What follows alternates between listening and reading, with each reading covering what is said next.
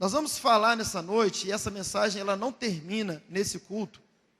Nós vamos falar sobre algumas características. Nós já pregamos essa mensagem o ano passado. Nós vamos falar de algumas características de uma igreja relevante. E nós queremos trazer esse assunto de novo, porque eu orei a Deus e Deus mandou falar sobre isso de novo com os irmãos. Porque toda mensagem que nós ministramos nesse altar, nós ministramos debaixo de oração. Eu não posso dizer que toda mensagem Deus mandou ministrar, porque a gente ora. E muitas vezes a gente confunde a voz de Deus com nossos próprios pensamentos. Mas eu creio que Deus nos mandou falar sobre esse tema novamente, que é esse tema da característica de uma igreja relevante. Mas antes de ministrarmos esse tema, eu queria que você ficasse de pé no seu lugar. E quando eu entrei por essas portas, o Espírito Santo pediu para que eu fizesse algo. Aliás, mandou, não pede, ele manda. Para que eu fizesse algo. E testificou assim que eu já vim entrando. Uma irmã me chamou e testificou já que era de fato de Deus. Depois um outro irmão procurou também. Eu queria usar esse momento. Podem apagar as luzes, eu sei que está filmando, mas não precisa registrar esse momento. Por favor, apague as luzes. Eu queria convidar aqui na frente. Se você é essa pessoa, você pode ter certeza que Deus te ama muito, porque nem todo culto nós fazemos isso, mas Deus mandou fazer. É o amor dele pela sua vida. Eu quero convidar aqui na frente você que precisa de um milagre urgente. Pastor, eu entrei por essas portas. Está difícil. Está difícil. Humanamente falando, pastor, é impossível. Nós já temos um caso aqui. Humanamente falando, não dá. Eu não sei se é, de fato, pode apagar essa luz aqui também. Eu não sei se de fato é uma cura, é uma libertação na família. Eu não sei o que pode estar acontecendo contigo.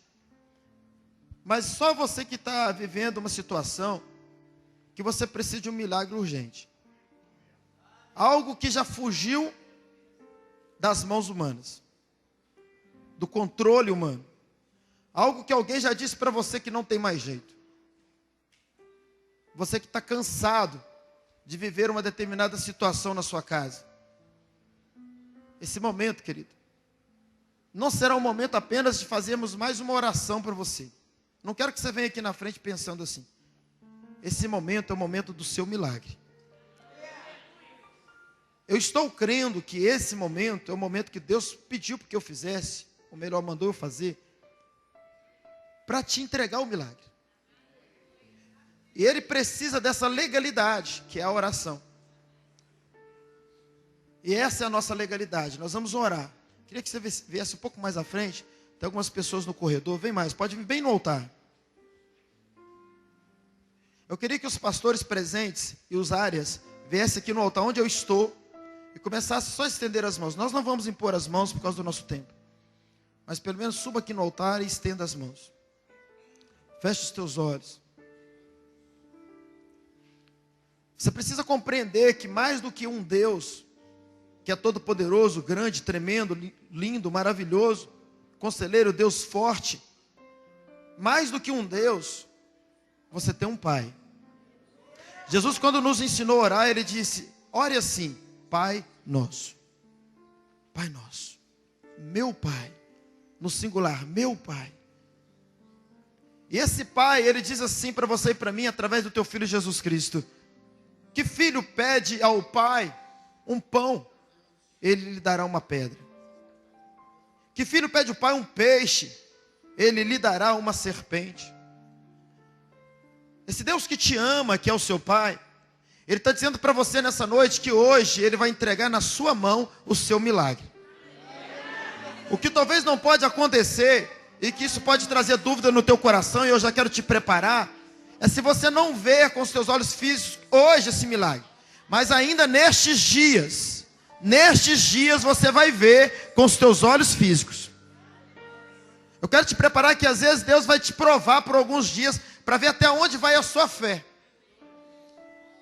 Hoje ele vai entregar no mundo espiritual, nas tuas mãos, este milagre.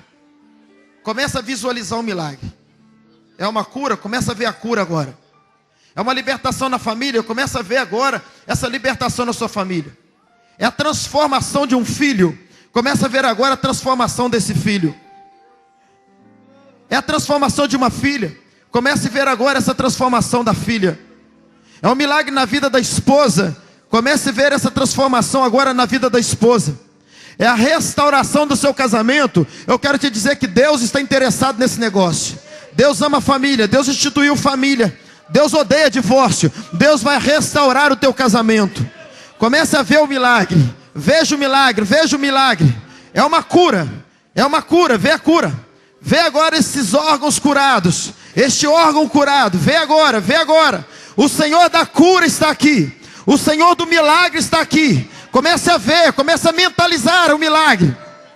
Comece a mentalizar o milagre, porque o Deus da cura, o Deus do milagre, o Deus que muda qualquer situação, o Deus que tira o homem do cativeiro, o Deus que restaura casamento, o Deus que restaura a família, o Deus que liberta os cativos, o Deus que para Ele não há nada que Ele não possa fazer. Ele está aqui e Ele é o teu pai.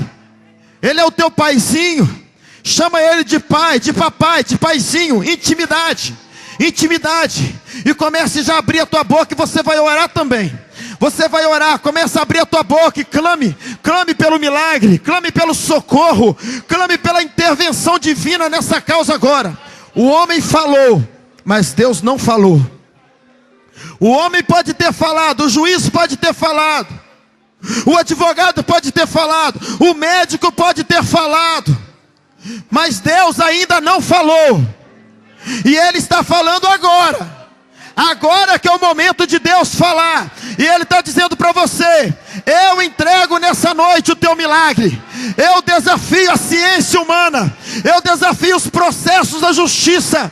Eu desafio a lei humana. E eu tenho uma lei acima da lei humana. A minha justiça vai além dos homens. Eu entro nessa causa. Eu faço o que o homem não pode fazer. E eu te digo que eu entrego hoje, nessa noite, o teu milagre. Ore a noite de milagre. É noite de resposta. Tudo que você precisa é crer com todo o teu coração. Tudo que você precisa é crer no profundo do teu espírito. Creia no teu espírito. Creia no teu espírito. Ore, não feche a tua boca. Ore, clame, porque é noite de milagre. É noite de resposta. Qual a restauração que você precisa? Qual é o milagre que você precisa? O Deus de milagre está aqui. O teu Pai está aqui. Aquele que te ama está aqui. Aquele que morreu na cruz por você está aqui. Ele tira as drogas. Ele tira o crack, Ele tira a cocaína, Ele tira a maconha, Ele tira o câncer, Ele tira o nódulo, Ele tira a má intenção do coração, Ele tira o desejo da separação, o desejo do divórcio, Ele tira a mágoa do coração, Ele tira o ódio, Ele restaura, Ele liberta, Ele transforma, Ele muda qualquer situação, Ele muda, Ele ministra cura na alma, Ele é Deus que cura, Ele é Deus. Ore, você tem 3 minutos para orar, 3 minutos para clamar. Abra a tua boca e clame.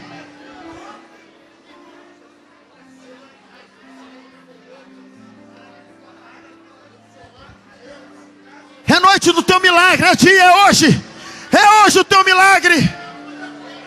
É hoje que o teu casamento muda. É hoje que a tua casa muda. É hoje que a tua cura acontece. Meu Deus, em nome de Jesus, Pai, ó Deus, aí está a tua igreja diante da tua presença, meu Deus. Os teus filhos vieram aqui porque eles creem no teu poder, eles creem na manifestação da tua glória, Pai. Por isso, meu Deus, em nome de Jesus, que as comportas do céu se abram sobre a tua igreja nesse momento, Pai, em nome de Jesus, ó Pai. Ó Deus, nós estamos aqui porque nós confiamos que o Senhor é o Deus de milagre, Pai. Por isso, meu Deus, em nome de Jesus, nós oramos oramos, ó Pai, para que o Senhor gere esse milagre na vida da tua igreja, meu Pai. Ó Deus, nós não sabemos, ó Deus, qual é o milagre que eles estão precisando, mas o Senhor sabe. Se for cura, o Senhor cura. Se for libertação, o Senhor liberta, Pai. Ó Deus, se for transformação, o Senhor transforma. Restauração na família, Pai, em nome de Jesus. A tua palavra diz que o Senhor é o Deus do impossível, Pai. Ó Deus, que não há problema a qual o Senhor não possa resolver. Por isso, Espírito Santo, desça neste lugar com o teu poder, com a tua glória, Pai. Ó Deus, começa a visitar essa necessidade, meu Deus, em nome de Jesus, Pai. Nós liberamos esta unção sobre a tua igreja, meu Deus, em nome de Jesus, Pai, porque nós cremos no teu milagre, e nós cremos, ó Deus querido, que essa noite, Pai, o Senhor está entrando com providência na vida de todos que estão aqui na frente. Nós cremos, ó Deus, em nome de Jesus, que a enfermidade está sendo curada neste momento, vidas estão sendo libertas, porque o teu povo te clama, o teu povo crê nesse milagre, meu Deus, em nome de Jesus, Pai. Ó Deus, que caia todas as barreiras, todo impedimento, meu Pai. Nós anulamos toda a ação do diabo contra a tua igreja, meu Pai. Esse demônio, meu Deus querido, que está tentando destruir esse casamento, que tirou esse marido da tua casa, nós repreendemos a ação desse demônio, Pai. Repreendemos essa pombagira, esse demônio dos infernos, meu Deus, em nome de Jesus, Pai. Esse demônio da enfermidade, nós repreendemos esse espírito que tem colocado enfermidade nesse corpo, meu Deus, em nome de Jesus. Nós clamamos pela tua cura, meu Deus, começa a curar, vai curando, vai curando, vai curando, vai curando toda enfermidade, toda enfermidade. Deus, manifesta a tua glória, Pai, em nome de Jesus, em nome de Jesus, Pai, em nome de Jesus. Aleluia. Nós vamos impor as mãos. Vamos impor as mãos, impor as mãos. Ande no meio do povo, vai impondo as mãos. Igreja, estenda as suas mãos. Pai, nós cremos que grandes milagres estão acontecendo aqui nessa noite. Erga as suas mãos para o alto, você que está aqui na frente.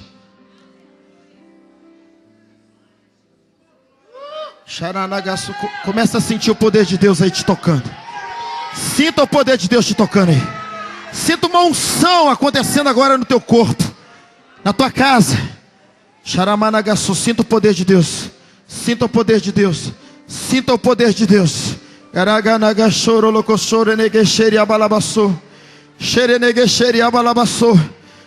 Oh, eu declaro o teu milagre. Eu declaro cura.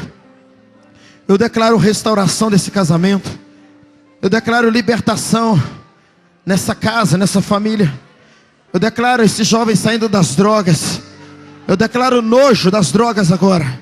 Nojo das drogas, nojo. Nojo do vício. Eu declaro agora curas, desde a planta dos pés até a cabeça. Espírito da enfermidade. Espírito da enfermidade, eu te dou uma ordem agora.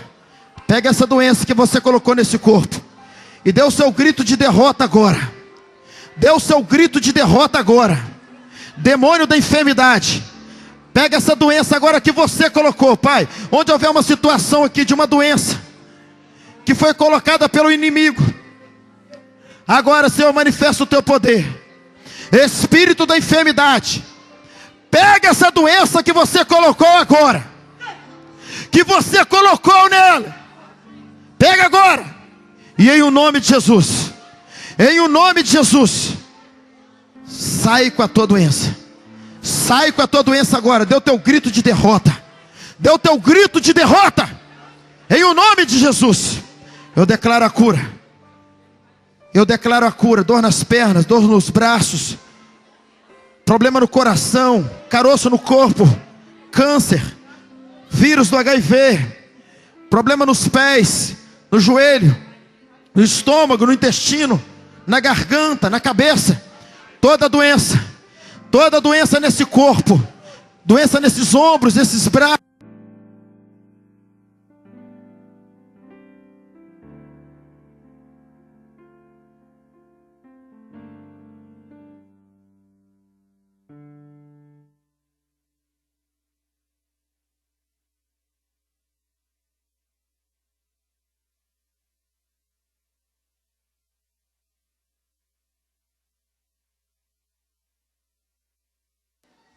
decreto milagre. Eu decreto milagre. Cura, libertação, restauração do casamento. Meu Deus, manifesta o teu poder na vida desse homem agora. Onde ele estiver, toca nele. Manifesta o teu poder na vida dessa mulher agora. Onde ela estiver, toca nela. Toca no coração dela. Tira toda mágoa, ressentimento, toda dor, toda ferida. Tire agora. Restaure essa casa. Restaure essa família.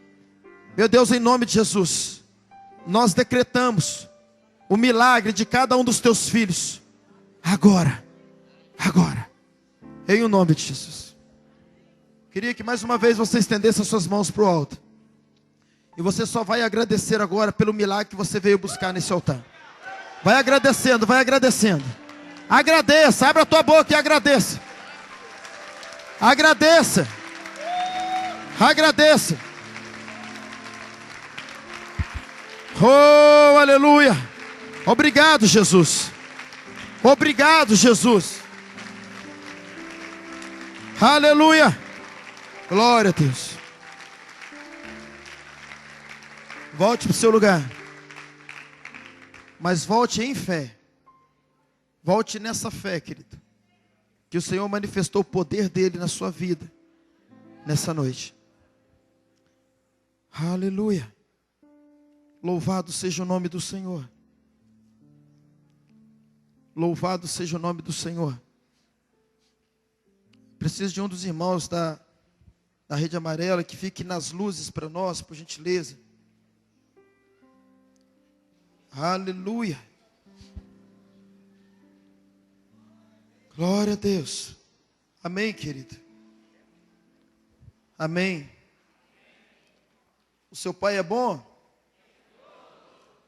O tempo todo? Agora você vai dizer, meu pai é bom. O tempo todo? Meu pai é bom. Amém?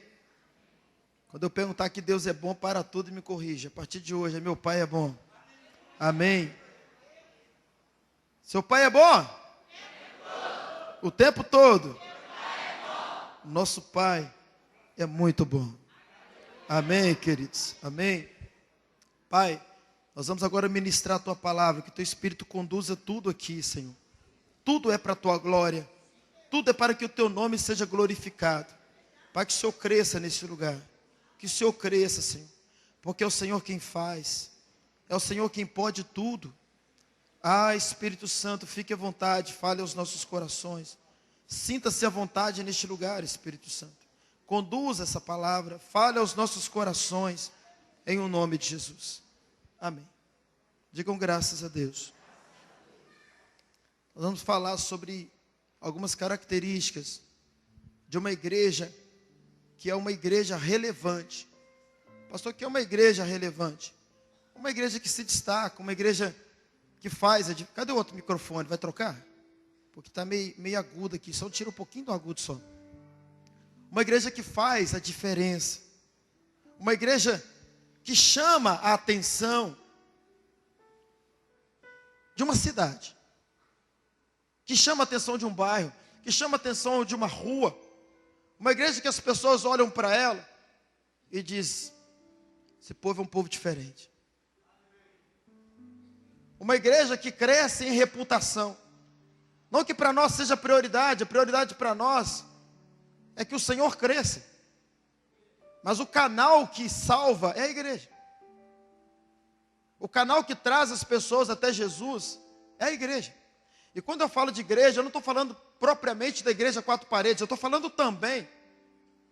Porque é importante que a igreja, resgatando a igreja, seja o nome que for, tenha a sua reputação. Porque quando uma igreja é bem falada, as pessoas se sentem atraídas por essa igreja, em estar nessa igreja. Porque se faz um bom espetáculo. Eu já disse isso aqui. E vou repetir. Mas eu particularmente, eu gosto, não sei se é porque quando eu era criança, eu fiz muito isso, mas eu gosto muito de circo. Desde criancinha, lá em Dois do Tufo, a diversão diferente que a gente tinha era circo. Quando o circo chegava na cidade, a criançada ficava louca. Na época era a época da tourada ainda. Torear os animais, os bois. Já entrei muito por baixo do pano. Coisa de criança, né? E normalmente quando um circo ele vem na cidade, e quem gosta de circo, e vê lá o carro passando, divulgando o circo, ou até mesmo passou lá onde está o circo se instalado. Opa, tem um circo aqui. E aí, se você fica sabendo lá no seu trabalho ou na sua família que alguém foi ao espetáculo, é muito natural você que gosta de circo perguntar: como foi o espetáculo? E aí, me fala do circo. Me fala desse circo. O circo é bom? E o Globo da Morte tem? Tem leão? Hoje não tem, não pode mais animais, né? Mas na época tem leão, tem elefante, tem macaco. E o palhaço é divertido. Tem trapézio. A gente começa a perguntar sobre o circo. E dependendo das informações de quem foi, é que você vai tomar a decisão se vai ou não no circo. Se tudo que falar daquele circo for algo que você já está acostumado a ver, você já viu por várias vezes em circo, não vai te chamar atenção. Mas se aquela pessoa que foi no circo falasse para você: rapaz, você tem que ir. Porque lá o Globo da Morte já não são mais 4 motos, que é a última novidade, são 5 motos. Ah, eu nunca vi, eu só vi 3 e 4, no máximo 4. Não, esses são 5. Sabe o trapézio? O trapézio não tem rede embaixo, não. Se o cidadão cair, morre. E você tem que ver o que os caras fazem em cima daquele trapézio. E a pessoa começa a falar, a contar como foi o espetáculo, e você se sente atraído. Mesmo raciocínio na igreja, querido. As pessoas à sua volta querem saber como é a igreja. Aí você fala assim: pastor, não me pergunta. Mas eles veem isso na sua própria vida. No seu próprio dia a dia, eles sabem como é a igreja. E a igreja relevante, ela tem algumas características que não tem como. Essas características, elas são notórias para aqueles que andam perto de nós. As pessoas conseguem ver como é a igreja sem vir na igreja. Você que é crente, jovem, e sua mãe não é crente ainda, seu pai não é crente, eles conseguem saber como é a igreja através de vocês. A igreja relevante, ela tem que transformar pessoas. A igreja relevante, ela tem algumas características. Quando a gente fala a palavra característica, lembra cara, exposição. Muitas partes do seu corpo são escondidas e devem ser, mas cara é vista. Todo mundo vê. Por isso que a palavra característica é usada nesse momento como a cara. Quais são as caras de uma igreja relevante? A igreja relevante, ela chama a atenção. Você pega uma igreja igual a Batista da Lagoinha, só o nome faz essa igreja crescer. E é o meu sonho fazer isso na Resgatando. Uma igreja que o nome faz ela crescer. Mas pastor, é o nome que está acima de todo nome? Não, é o nome que submete ao nome. Mas é através desse nome da igreja que vai atrair as pessoas para conhecer o nome daquele que salva. A igreja é o canal. E que precisa ter nome, porque é aqui que as pessoas são salvas. Lógico, com as outras estratégias que temos também. Mas é importante a igreja ter uma boa reputação. A igreja tem que ter uma marca. E quem pode realmente dizer qual é a marca dessa igreja? As características dessa igreja? Nós, como membros dessa igreja. Lá na nossa casa, na nossa família, que é a nossa casa, né? Nosso trabalho, as ruas. E eu louvo a Deus, querido, porque quando eu falo dessa igreja, eu sei que eu sou meio que suspeito de falar, mas a Resgatando, Eu vejo até que às vezes tem muitas pessoas dentro da Resgatando que dá menos valor do que muita gente fora. Mas a Resgatando, eu vejo a Resgatando como uma igreja relevante. Uma igreja relevante. Lógico, queridos, que nós podemos ser melhores. E dentro do que nós formos ministrar aqui, Deus vai falar com cada um de nós. Mas se nós olharmos para a história da Resgatando, nós percebemos que essa igreja é uma igreja que faz a diferença. Uma igreja nova. A Resgatando vai fazer 13 anos. Ela nasceu junto com Mateus. Mateus fez 13 anos, a igreja faz agora em março 13 anos. E se nós analisarmos bem, me perdoe aqui fazer algumas comparações, mas é a título de abrir o seu entendimento, a sua visão em relação a essa igreja. Mas nós vemos igrejas aí que tem 50 anos, que às vezes não tem 100 pessoas. Igreja de 60, 70 anos que não tem 200 pessoas. A igreja Resgatando é uma igreja que tem apenas 13 anos e tem mais de 1.500 pessoas. Essa igreja nessa cidade, tudo que eu falar aqui, querido, é para enaltecer o nome do Senhor. Mas eu preciso falar para abrir os teus olhos.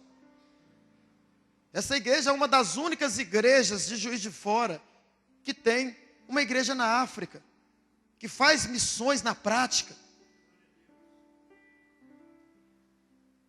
A velocidade do crescimento dessa igreja é diferente do crescimento de outras igrejas. Essa igreja, talvez você vai encontrar uma ou duas em Juiz de Fora, que é a 4ª maior cidade de Minas Gerais, cidade grande. Você vai encontrar uma ou duas que tem um estacionamento desse, que tem um patrimônio desse, que tem um dos melhores centros de recuperação do Brasil. Tudo que eu estou falando é para a glória dele. Mas eu preciso falar para abrir os olhos às vezes de alguns. Talvez vocês não sabem, mas eu ando por aí. E a cidade toda, onde eu vou, fala: pastor, você é um exemplo de igreja para nós. Um pastor de uma grande igreja no centro disse assim: pastor, sabe por que eu não abro uma igreja na Zona Norte? Porque não precisa. Eu vejo o trabalho que vocês fazem lá. A visão do MDA. Poucos lugares no Brasil implantou o MDA como nós implantamos. Poucos lugares no Brasil conseguiu em 3 anos e meio ajustar toda a igreja na visão conforme nós ajustamos. Olha o crescimento da igreja do centro. Olha o que Deus está fazendo no Marumbi. O que Deus está fazendo lá no São Pedro. Aqui na Zona Norte. Então, se nós analisarmos bem, querido, eu posso dizer que a nossa igreja é de fato uma igreja relevante. Tem muita coisa para melhorar, tem muitas igrejas melhores. E nós precisamos buscar e aprender com essas igrejas mesmo. Mas também nós não podemos deixar de dar valor em tudo aquilo que Deus está fazendo nesse ministério, nessa igreja. E depois ainda que nós implantamos o MDA, para quem está assistindo, né? Ou melhor, está envolvido, mas também assistindo tudo que está acontecendo, essa igreja mudou. A cara dessa igreja mudou. Não é mais aquela igreja convencional, naquele modelo de um monte de gente parada, um monte de gente à toa. Se tornou uma igreja em movimento, até para fazer jus ao nome. Resgatando, gerúndio, em movimento. Não é resgate, é resgatando. Está andando. É movimento. E Deus conseguiu fazer através dessa visão do MDA, uma igreja dinâmica, uma igreja em movimento, uma igreja que faz jus ao nome. Ei, estou sozinho aqui. Que está fazendo jus ao nome. Que está trabalhando para Deus, sim ou não? E a primeira característica que eu vejo então, aí você vai assimilando aí, mas obviamente que tem muita coisa para melhorar, mas uma igreja que ela é uma igreja relevante, uma igreja que chama a atenção de uma sociedade, de um bairro, de uma rua, de uma cidade, é uma igreja que precisa crescer, ela precisa dar fruto.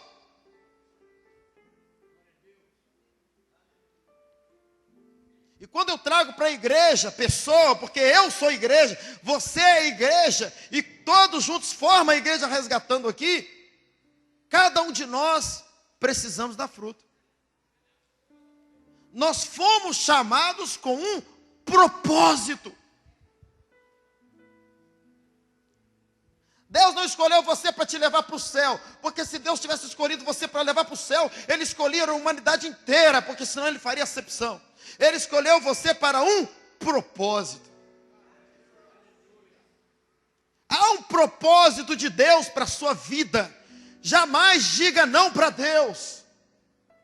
A tua vida nunca vai romper se você disser não para Deus.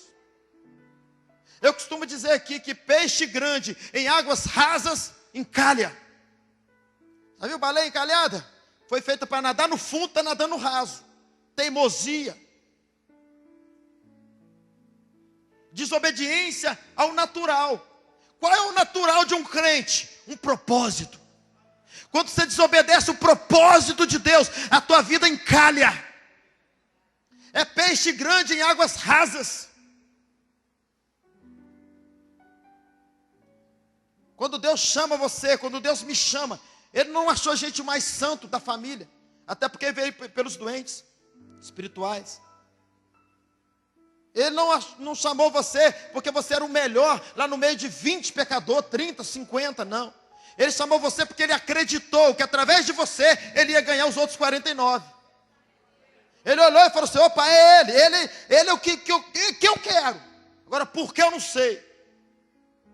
Mas é através da vida dele que eu quero ganhar os outros. Isso é um propósito.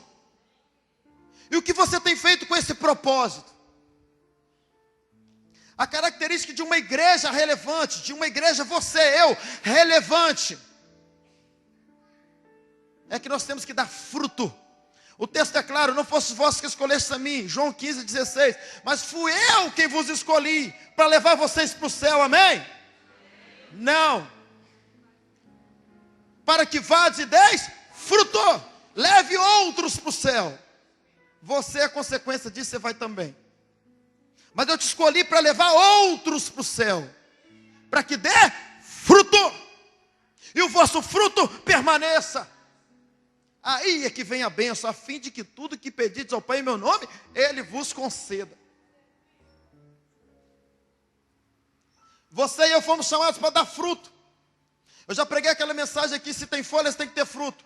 Jesus, quando Ele viu a figueira cheia de folhas, Ele foi para comer porque Ele estava com fome. Eu quero te dizer que Jesus está com fome de alma, fome de vidas. E quando Ele olha você como figueira, Ele está procurando fruto. Ele vê folha. Então Ele entende que tem que ter fruto. Se você conhece um pouquinho de figueira, que é aquela que dá o figo, toda vez que é a época do figo, a folha vem primeiro. E quando as folhas vem o figo junto. Você pode reparar que toda figueira tem folha e figo junto. E quando caem as folhas, é o tempo de colher o figo. Quando Jesus viu a figueira, Ele viu as folhas. E Ele falou, opa, tem folha, tem fruto, eu estou com fome. E quando chegou lá na figueira, só tinha folha. Está cheio de crente, não na resgatando, aleluia, que só tem, ou melhor, é isso, que só tem folha. São pessoas capacitadas, que conhece a palavra, leu Bíblia, fez teologia, papapá. Mas cadê fruto? Eu digo sempre nessa igreja, que nós estamos vivendo um tempo que Deus não está escolhendo os capacitados. Sabe por quê?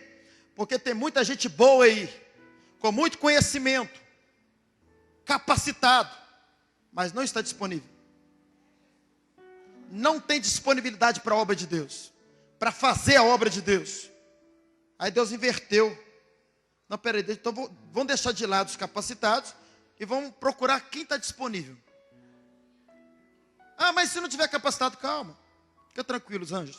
Fica tranquilinho. Vamos escolher os disponíveis. Aí Deus começa a chamar. E eu tenho visto isso nessa igreja. Gente que tem 1 ano que está aqui, está produzindo mais do que crente de 20, 30 anos. Não estou generalizando, porque tem muita gente de crente aqui que ajudou a construir a arca de Noé e está produzindo bem também. Não estou generalizando, pelo amor de Deus. Mas tem muito menino aqui, menininha aí, nova, de 1 ano de crente, que está dando mais resultado que um monte de crente velho por aí. Não é resgatando, não, por aí. Porque Deus mudou o negócio. Porque o capacitado nem sempre está disponível. Mas o disponível, ele capacita. Ele capacita. Ele não pode fazer a pessoa estar disponível, porque aí é coração e ele não entra. Mas ele pode capacitar. Então ele escolhe o disponível e capacita. É melhor do que ficar chamando capacitado que não quer nada com Deus. Aliás, mais do que não querer, vira fariseu na igreja. Fica criticando tudo, reclamando de tudo, nada está bom. Fica olhando onde? É os bereanos. Onde o pastor está errando? A homilética do pastor, está pregando da maneira certa. Olha, está pisando da Esse pessoal, infelizmente, não é aqui, tá, gente? Por aí. Tem sido um problema para muitos pastores. Mas quando Deus vê a folha, e outra coisa, não precisa ser muita folha não. Quanto mais folha, mais fruto. Mas se você tiver uma folhinha, você já pode dar um fruto. E um fruto, uma vida vale mais que o mundo inteiro. Depois ele dá mais uma folha, mais um fruto, mais uma folha, mais um fruto, mais uma folha no outro galho, mais um fruto, mais uma folha, outro fruto, mais uma folha. Aí você vai dando fruto. Mas um frutinho, para Deus, vale mais que o mundo inteiro. E uma folhinha, você que tem 30 dias de crente aqui, você já tem. Eu me lembro quando eu me converti, eu ganhei minha esposa. Eu ia para a igreja, o que eu aprendia, passava para ela. Era o meu GE. Eu aprendia, passava. Não era, meu bem? Aprendia, passava para ela. Aprendia, passava. E fui ganhando ela para mim, que foi tranquilo, fácil demais. Agora, para Jesus foi um pouquinho mais complicado, mas eu fui ganhando ela para Jesus. Fui ganhando ela para Cristo. Com um pouquinho que eu fui aprendendo. Uma folhinha, frutinha. Uma folhinha, frutinha. Folhinha. A primeira folhinha já foi dando um fruto. Jesus diz para nós nesse texto que quando ele foi comer esse fruto, e como viu que a figueira não tinha fruto, ele amaldiçoou a figueira e disse assim: nunca mais ninguém vai comer fruto de você, figueira. No outro dia pela manhã, quando eles passaram naquela figueira, os discípulos olharam para a figueira e disseram: olha lá. Acho que foi Pedro que disse: a figueira que o Senhor amaldiçoou ontem, secou. Tem muito crente dentro da igreja. Não é que não, gente. Que a vida não rompe. Vive uma vida amaldiçoada. Porque perdeu, ou aliás, nem achou o propósito. Ache o teu propósito, pelo amor de Deus. E você está numa igreja que está muito fácil incluir você nesse propósito. Nós fomos chamados para um propósito. Há um sonho em Deus através de você. Deus vê você e mais uma multidão. Enquanto você, pela sua grande visão, macrovisão, você vê uma semente, Deus já está vendo uma árvore há muito tempo. E quando você vê uma árvore, Deus já está vendo uma floresta. Mas Ele está vendo, está passando por você. Cada um aqui, pelo amor de Deus, entenda o que eu estou falando.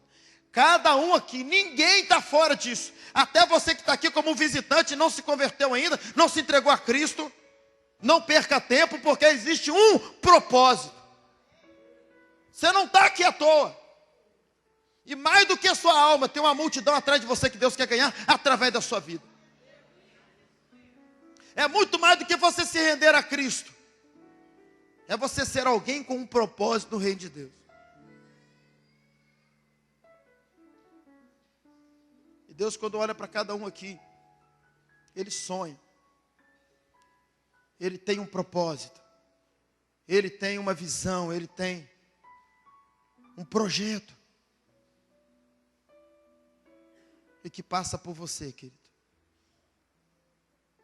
Ele nos chamou para dar fruto. Você quer ter uma vida abençoada? Dê fruto. Pedro pescou a noite inteira e não apanhou nada. Jesus falou assim: ó, vem cá, vive para mim. Mas antes de você viver para mim, deixa eu dizer como eu faço quando alguém vive para mim. Vai lá, pesca de novo. Mas pastor, Senhor, eu pesquei a noite inteira, não apanhei nada. Mas o Senhor está mandando, então eu vou. Só bateu a rede assim, na beira da praia.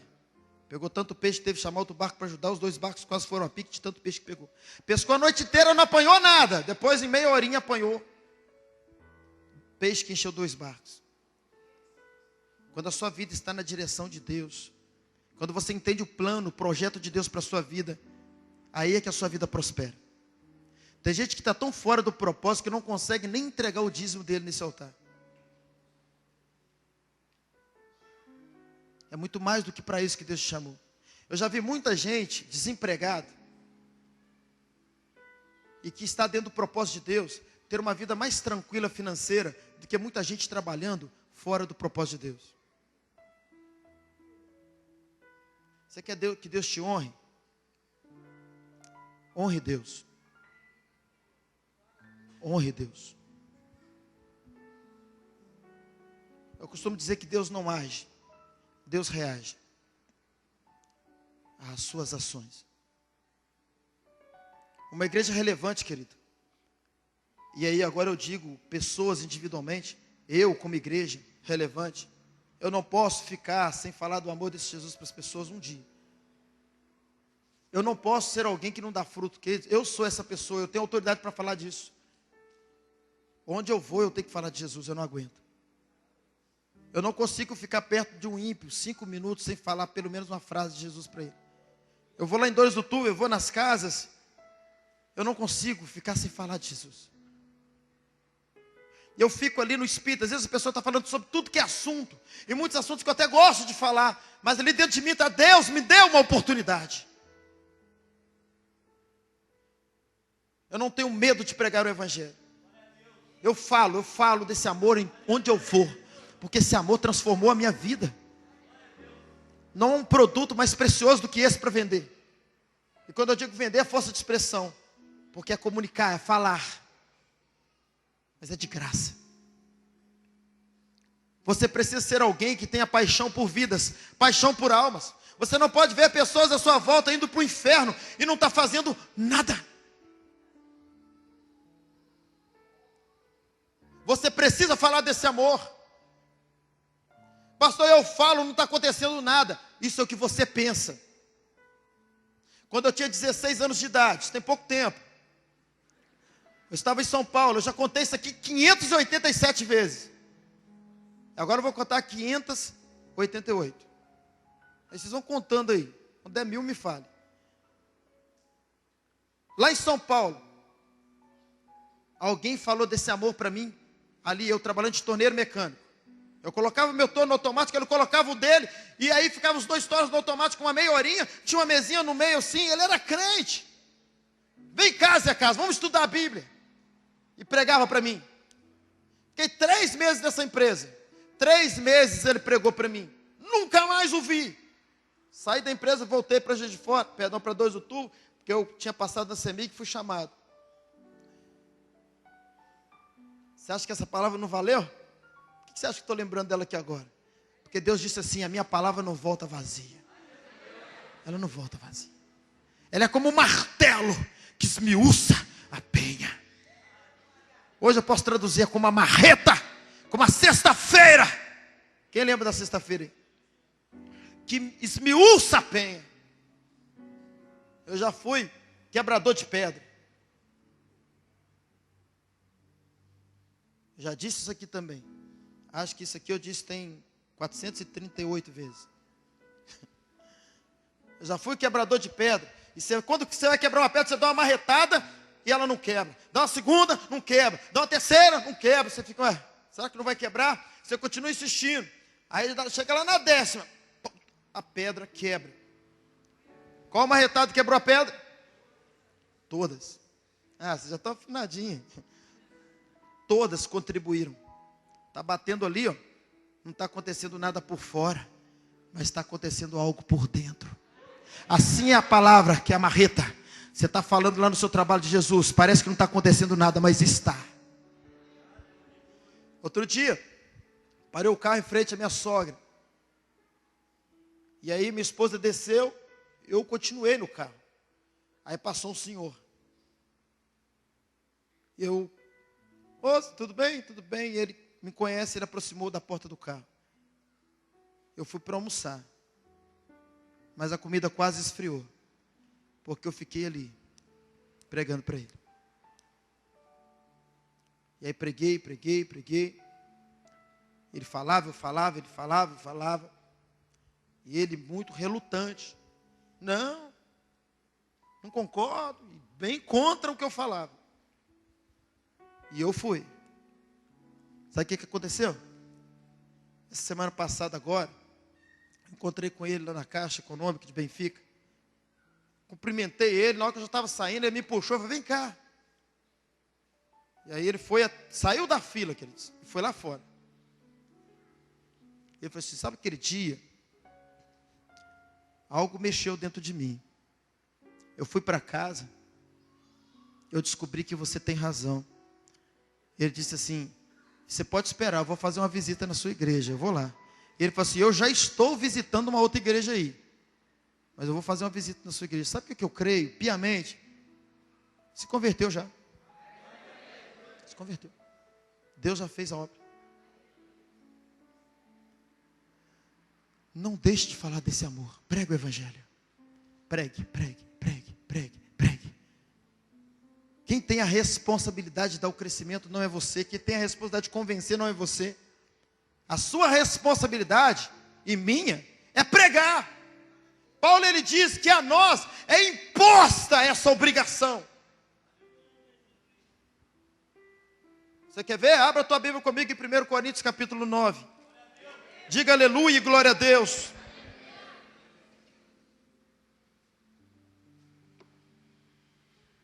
Rápido, queridos, que eu quero falar pelo menos duas características hoje. 1 Coríntios capítulo 9, o texto diz para nós assim no versículo 16. Contudo, quando eu prego o evangelho, não tenho de que me gloriar. Esperar mais um pouquinho, né, gente? Estou vendo muito barulho de folha aí. 1 Coríntios 9, não falei versículo não? Perdão, 16. 1 Coríntios 9, 16, diz assim. Contudo, quando eu prego o evangelho, eu não tenho do que me gloriar. Porque Deus me pede para fazer, amém? Amém, gente? Amém ou não amém? Não amém, né, gente? Vocês estão com a Bíblia aberta, né? Porque Deus me pede para fazer? Deus me pede para fazer? O que está escrito aí? Por mim é imposta essa obrigação. Ai de mim! Ai de mim se não pregar o evangelho. Aí eu te pergunto, só para Paulo? Nananina? Não. Ai de nós, se não pregar o evangelho. Essa obrigação foi imposta a todos nós. Ide por todo mundo e prega o evangelho. O ide é para todos. Ganhe almas, fale do amor de Jesus, abra GES, abra GES, abra GES, ensine a palavra, ganhe almas para Deus. Sabe por que sua célula não cresce? Não ganha alma. O propósito da célula, a ferramenta do MDA mais poderosa para ganhar, são as células. Mas como? Quando o líder em treinamento, o anfitrião, os membros pregam o evangelho. Pregam o evangelho. Pregam o evangelho. Aí ganha alma. Agora, se não pregar, como é que vai ganhar? É um produto que eu tenho e não sai para vender. Ah, vou vender muito. Pode ser até bom o produto. Mas se eu não sair no porta a porta, não abrir uma loja, fazer alguma coisa para vender esse produto, quem vai comprar? Agora, se você não pregar o evangelho, como é que as pessoas vão se converter? Como Paulo diz aos romanos, como ouvirão se não há quem pregue? Você precisa ter esse hábito, essa cultura, esse estilo de vida. Pregar o evangelho. Onde você for, pregue o evangelho. Ame vidas, ame pessoas. Não há nada mais poderoso, mais precioso, mais grandioso que você pode dar para um amigo, para um parente, para um vizinho, para um colega de trabalho, do que mostrar a ele o plano da salvação. Há um ano atrás eu postei algo no Facebook. Para a glória de Jesus eu ganho muitas almas. Muitas dessas estão até em outras igrejas, outras cidades. Eu postei no Facebook algo sobre o Natal, não sei se os irmãos lembram, Papai Noel. Eu bati pesado no Papai Noel. Eu sei que ele é mais velho do que eu, mas ele teve que apanhar nesse dia. E aí, alguém entrou lá de Dores do Turvo, e começou contra o que eu falei.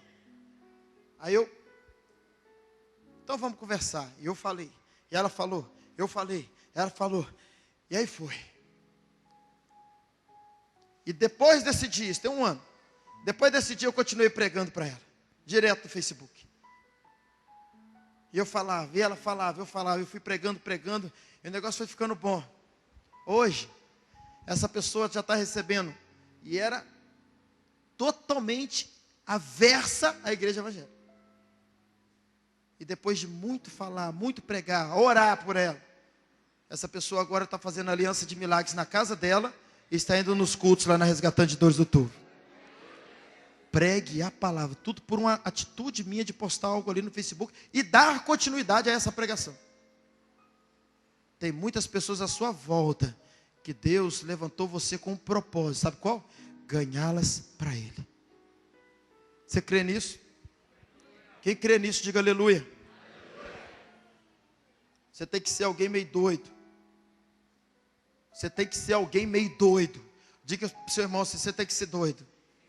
Diga, crente tem que ser doido. O problema de hoje é que os crentes estão tudo normalzinho. Muito normalzinho. Quando a Bíblia nos chama para ser doido.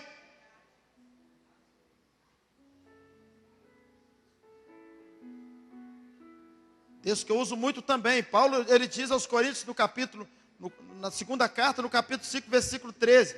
Se enlouquecemos, é para Deus. Se somos normalzinho, é para os homens. Estou preocupado com o que vão falar, por isso eu tenho que ser normal. Exemplo aqui. Exemplo. Cara, você é amigo, cara, você é bom demais. Gosto demais de você, porque você é crente, mas você não é chato. Você não é chato. Por isso que eu gosto de ficar com você. Pode sentar na mesa aqui comigo. Você é um amigo, cara. Você não me incomoda, você não é chato comigo. Tem uns crentes aí que, pelo amor de Deus, eu até atravesso a rua. Ó, tá vendo aquele lá? Vem cá pra você ver. Aquele lá que tá com a mão na boca ali, ó.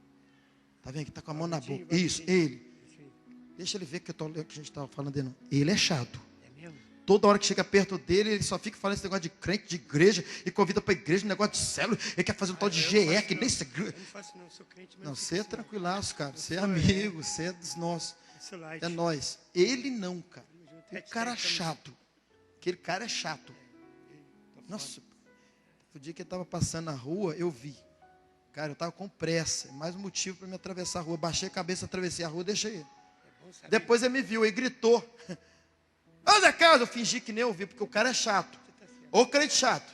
Agora você, cara, poxa, você é legal. Você não fica esses papos de crente, essas conversas de crente para mim. Aquele lá, ó, tem um tal de GE, sabe o que é isso, GE? Você não deve saber não. GE, tá, mandando para abrir GE, falando que vai lá em casa todo dia me ensinar esse negócio de Bíblia. Cara, eu quero curtir a minha vida. GE, chamando para um negócio de célula. Célula. Tô fora, que é isso? Sei lá o que é isso também. Você é de Deus. Por isso que eu gosto de andar contigo, Douglas. Você é amigaço, cara. Gente boa. Aquele cara lá, ele é chato. Aquele é chato. É amigo também, mas ó, tô até cortando a amizade já, porque virou crente, tá chato. Esse é maldição na minha vida. Esse é a minha bênção. Exemplo. Esse aqui é a bênção. Esse aqui é a bênção. Esse que é o meu bem. Esse é meu amigo. Esse quer me levar para o céu. Esse de fato me ama. Aquele não. Exemplo, tá, gente? Exemplo. Deus nos chamou para ser assim. E deixa nos chamar de chato mesmo. Lógico que tem gente que tem o xiita e tem o chato, né? Tem gente que de fato é chato mesmo, porque prega totalmente fora da direção de Deus. Mas essa linguagem chata é para quem prega. É para quem prega. Mas é desse que Deus gosta. É para isso que Deus nos chamou. É para isso que Deus nos chamou, para fazer a diferença, para falar do amor dele. Eu já andei com muito crente que nunca falou para mim de Jesus. Quando eu estava no mundo. E como também já andei com muito crente que só falava para mim de Jesus. Toda vez que me encontrava. A Bíblia nos fala que se eu enlouqueço, Se eu enlouqueço, se eu sou um cara doido, é para Ele. E se eu sou normalzinho, é porque eu estou preocupado com os homens. Eu estou preocupado com o que vão falar de mim, o que vão pensar de mim. E esse texto continua e diz assim, os irmãos já sabem esse texto de cor. Pois o amor de Cristo nos constrange. Está lá em 2 Coríntios, capítulo 5, versículo 14 agora. Pois o amor de Cristo nos constrange, julgando nós isso. Um morreu por todos, logo todos morreram. E Ele morreu por todos, para que os que vivam, não vivam mais para si, mas antes vivam para aquele que por eles morreu e ressuscitou. Eu e você fomos chamados para viver para Ele. Loucura aos olhos de Deus é saúde cristã. Aos olhos humanos é doença, é hospício, é doido varrido. Mas aos olhos de Deus é saúde. O texto diz para nós, você que está aberto com sua Bíblia, 1 Coríntios aí, no capítulo de número 1, diz assim, volta um pouco aí. Eu vou pegar aqui no celular minha Bíblia, porque Jesus, a letra está muito pequenininha, amarelada. Então só um segundinho aqui, para a gente ler juntos aqui esse texto. Capítulo 1 de 1 Coríntios, nós vamos ler a partir do 22, diz assim, olha só. Pois enquanto os judeus pedem sinal e os gregos buscam sabedoria, nós pregamos a Cristo crucificado, que é escândalo para os judeus e loucura para os gregos. Mas para os que são chamados, tanto judeus como gregos, lhes pregamos a Cristo, poder de Deus e sabedoria de Deus. Mas o texto continua. Porque a loucura de Deus é mais sábia que os homens, e a fraqueza de Deus é mais forte que os homens. Ora, vede, irmãos, a vossa vocação, isso é o vosso propósito, que não são muitos os sábios segundo a carne, nem muitos os poderosos, nem muitos os nobres que são chamados. Pelo contrário, Deus escolheu as coisas loucas do mundo para confundir as sábias, e Deus escolheu as coisas que não são para confundir as que são, as fracas para confundir as fortes. Tem algum texto que está assim. E Deus escolheu as coisas ignóbeis, as coisas vãs do mundo e desprezadas, e as que não são, para reduzir a nada as que são, para que nenhum mortal se glorie na presença de Deus. É o contrário. Você é louco, você é saudável. Você é normalzinho, você está doente. É loucura, evangelho é loucura. Deus chamou você, Deus me chamou para fazer a diferença, para dar fruto. Deus te chamou para um propósito. Diga, Deus me chamou para um propósito. Diga mais forte, Deus me chamou para um propósito. Da plateia para a arena. Deus não te chamou para assistir espetáculo, Deus te chamou para fazer o espetáculo e ser o próprio espetáculo. A Bíblia diz que nós somos espetáculos para o mundo. Qual espetáculo você está fazendo? E nós temos ferramentas poderosíssimas. Quando vem show é porque Deus está concordando, hein? Nós temos ferramentas poderosíssimas, queridos. Você tem GE para abrir célula, para trabalhar com ela. Natanaéis, evangelismo pessoal. Essa igreja é um modelo inclusivo, que você vê e pode trabalhar, ganhar muita alma para Jesus. É sair da plateia e cair na arena. E ainda que te custe a morte, mas vai valer a pena. Vai valer a pena. Sair da posição de acomodados para inconformados. Neemias foi um destes, que estava na situação de acômodo, copeiro do rei, no palácio do rei, mas quando ele ouviu a notícia que os muros de Jerusalém estavam derrubados, ele ficou inconformado. Ele chega diante do rei, o rei fala, por que você está triste? Seu semblante está triste, está caído, o teu coração está triste. Ele disse, rei, eu recebi a notícia do meu irmão, que os muros da minha cidade estão derrubados. Diz a Bíblia que ele ficou inconformado. Ele falou, rei, me dê condição, me dê carta. Eu preciso reconstruir os muros. Quantas pessoas aí fora estão com os muros derrubados? O diabo entra e sai quando quer, faz o que quer. Deus nos chamou para reconstruir os muros dessas pessoas. E ele agora inconformado, Deus muda o coração do rei, ele é liberado. E ele faz uma grande obra de reconstruir os muros de Jerusalém. Se você é alguém acomodado, você não ganha alma. Mas se você é alguém inconformado, Deus vai colocar vidas perto de você todo dia para você pregar. Você não pode ter um coração acomodado com tanta gente morrendo, indo para o inferno. E às vezes dentro da sua própria casa. Você tem que ser alguém inconformado.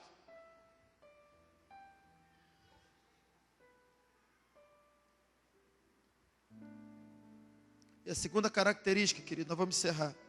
Ah, meu Deus. 9:10, Jesus. Quem me dá 5 minutos, por favor? 5 minutinhos. Mantenha sua mão levantada. 5, 10, 15, 20, 25, 30. Beleza, obrigado. Já dá. Eu preciso pregar essa segunda característica. Eu não vou falar tanto dessa característica, porque eu já falei dela um monte de vezes aqui, e é uma mensagem que a gente está repetindo também. Mas a segunda característica, são várias, mas a segunda característica, para a gente encerrar. A igreja relevante, ela saiu desse modelo de igreja de irmãos. É, pastor? É. E eu vou provar por quê. Nós saímos, eu louvo a Deus que isso está acontecendo na Resgatando. Nós saímos desse modelo de igreja de irmãos. Por quê, pastor?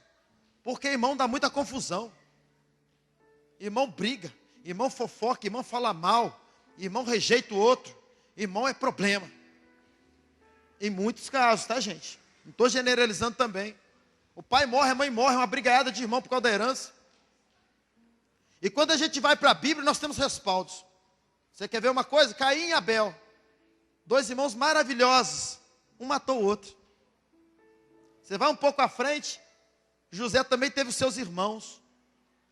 Que confusão. Que ciúme, que inveja. Vendeu o irmão.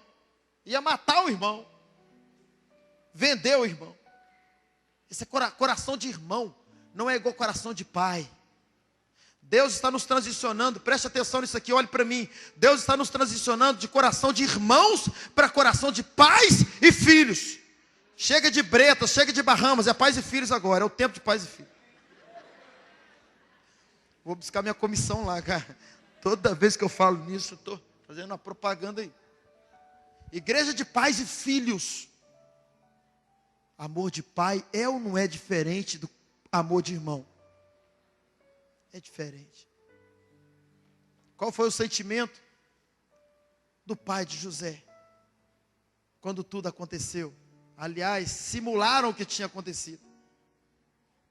Davi com seus irmãos, mesmo sentimento dos irmãos de José, invejosos, ciumentos, odiavam Davi.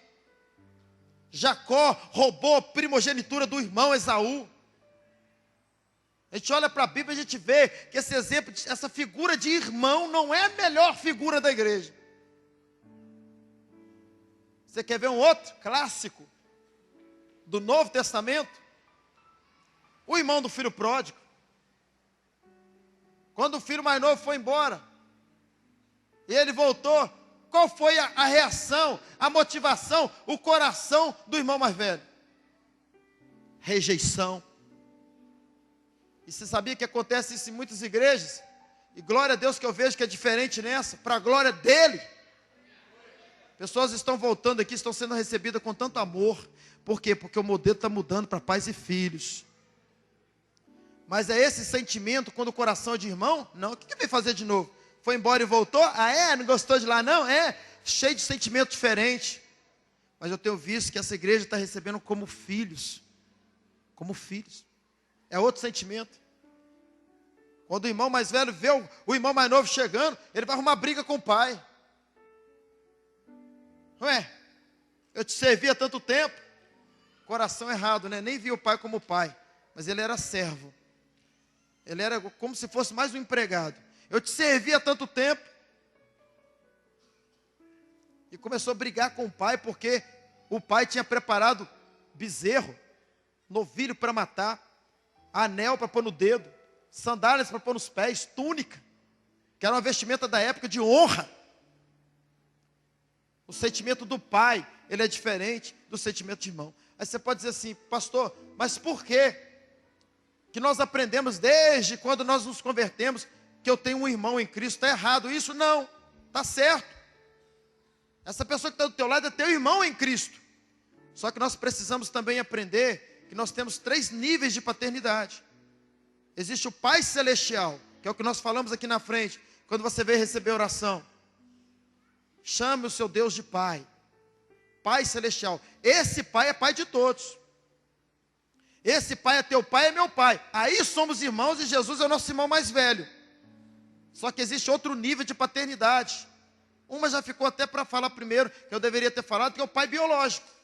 Que é o seu pai e a sua mãe, é pai. É o biológico. O segundo é o Pai Celestial, que todos somos irmãos, mas nós entramos com a terceira paternidade, e essa é que faz a diferença na igreja, que é a paternidade espiritual. Por exemplo, você é discipulador, você tem os seus discípulos, eles são seus filhos. Quem tem filhos espirituais aqui, levante a mão. Quem tem discípulos aqui, levante a mão. Quem tem discípulos? Tem muitos que não tem? Peraí, quem não tem discípulos, levante a mão. Ah, tem gente que não sabe o que é isso. Esses que são seus discípulos são seus filhos espirituais. A igreja relevante, ela entende que não basta ser irmão, tem que ser pai de filhos. E no nosso modelo aqui, cada pai precisa ter pelo menos 3 filhos. A gente sabe que no biológico ele está tendo 1, 2, mas aqui são 3. Diga para você, irmão, aqui são 3. No biológico são 2, 1. Tem gente que tem 3, já está sendo recordista nesse tempo, né? A outra geração eram 10. Mas nós pedimos para que cada um tenha pelo menos 3 filhos espirituais, que são seus discípulos. E que se você cuidar bem deles, eles podem até ir embora, mas vão voltar. Porque filho volta. A palavra diz para nós em Lucas capítulo 15. Eu já vou encerrar, mas eu estou dentro do tempo que me deram ainda. Uns 30 minutos aí. Nos diz em Lucas capítulo 15. Olhe para mim, por favor, mais um minutinho. Uns minutinhos. Ela começa contando uma parábola de um pai que tinha, de um pastor que tinha quantas ovelhas? Quantas ovelhas, gente? 100 ovelhas. Aí, uma se perdeu. Aí diz a Bíblia que o pastor deixou as 99 no deserto. E foi atrás da ovelha perdida, até encontrá-la. E achou e levou ela de volta, para ficar junto com as 99. Depois a parábola diz para nós, uma outra parábola, que a mulher tinha 10 dracmas. E uma se perdeu. Ou melhor, se não, né? Uma perdeu. E a mulher procurou até encontrar. E encontrou aquela dracma perdida. E depois, a palavra diz para nós que um pai tinha quantos filhos? Quantos filhos, gente? Pastor, eu não sabia. Por isso que é importante fazer teologia, tá, gente? Estudar. 2 filhos. E um foi embora. Para uma terra longínqua. Pegou tudo que era dele. Foi embora. O pai foi atrás? O pai foi atrás? Não. O que eu aprendo aqui, querido? Uma igreja de pais e filhos, muita gente pode ir até embora. Mas o filho vai, o filho volta. O filho volta. Porque ele vai sentir saudade desse amor. Agora também não adianta a gente ficar aqui de fachada dizendo que é de pais e filhos. Tem que ser na prática. Nós vamos ficar só com conversa. Eu estou dizendo que esta igreja relevante é a igreja de pais e filhos. Nós temos de tudo para ser essa igreja. O modelo está aí, está implantado, está ensinando a cada dia como ser uma igreja de pais e filhos. Agora nós precisamos fazer isso acontecer na prática. Cada um ter pelo menos 3 filhos. Amar esses filhos. Cuidar desses filhos. Nós vamos falar de outras características que vai vai entrar em outras coisas, nós vamos falar aqui. Mas é importante ter esse entendimento, que um filho, que se sente como filho, que é honrado como filho, que é cuidado como filho, ele pode até ir embora. Mas ele vai sentir saudade do pai, ele vai sentir saudade da mãe, e vai voltar. Se nós temos uma igreja no modelo de pastor ovelha, aí eu tenho que ficar igual um louco aqui indo atrás. Mas se nós tratarmos cada um aqui como filhos, podem ter certeza que eles um dia vão sentir falta do pai e vão voltar. Até porque um pai, a Bíblia não relata, mas eu creio, que um pai continua orando pelo filho. Senhor, eu não sei onde ele está agora, cuida dele. Não sei onde está congregando, não sei o que está fazendo. Senhor, lá no nosso TSD nós estamos, Senhor, é meu filho. É minha filha. Foi embora, Senhor. Foi embora da igreja, mas não foi embora do meu coração, não. Está aqui dentro, Senhor. Está aqui dentro e eu te apresento, Deus, onde ela estiver agora, cuida dela. Isso tem um poder, querido, que você não tem noção. Esse modelo de igreja é uma igreja relevante. Uma igreja que tem pais, tem filhos espirituais. É um modelo tão legal esse, querido, que eu cuido de 3, na verdade eu tenho uns 10. Porque eu tenho tempo integral, então eu posso cuidar de 10, eu tenho tempo para isso. Mas os meus 10, cada um tem 3, que dá 30, que cuida de 3, que dá 90, que cuida de 3, que dá 120, que cuida de 3, que dá 360. E a igreja está toda organizada, é assim que precisa. No discipulado, na paternidade espiritual. Paulo chama Timóteo, não meu irmão em Cristo, mas ele chama Timóteo de meu filho amado. Um dia eu estava lendo o livro de Atos, que eu vi lá Paulo chamando Marcos de filho. Eu falei, mas espera aí, Paulo tinha Marcos como filho? Aí eu fui entender que era filho espiritual, não era biológico. Os apóstolos tinham esse entendimento, que aqueles que eles cuidavam não eram irmãos na fé, mas eram filhos espirituais. Você que está aqui nessa noite, e você tem essa ausência desse pai espiritual, procure o líder de célula, procure o pastor de rede, procure alguém, se precisar me procure, mas encontre o seu pai espiritual. Cobre isso do seu líder de célula, cobre da sua líder e fala, eu preciso do meu pai espiritual, eu preciso da minha mãe espiritual, alguém que vai orar por mim todo dia, alguém que eu vou pedir socorro, alguém que eu vou pedir oração, alguém que vai ter colo para mim. Porque esse modelo funciona, querido. E faz a diferença. Porque todos estão preocupados com todos. Eu creio que nós estamos em transição. Tem muita gente aqui que já está vivendo isso. Outros estão a viver. E outros vão começar para querer viver e vai viver. Mas esse é o modelo que funciona. Igreja de pais e filhos.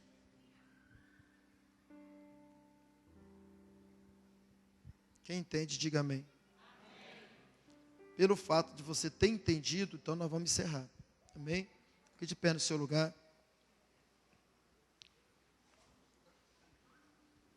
Eu encerro a mensagem dessa noite, mas eu não encerro a mensagem toda. Essa mensagem ela vai continuar semana que vem. Por favor, não falte.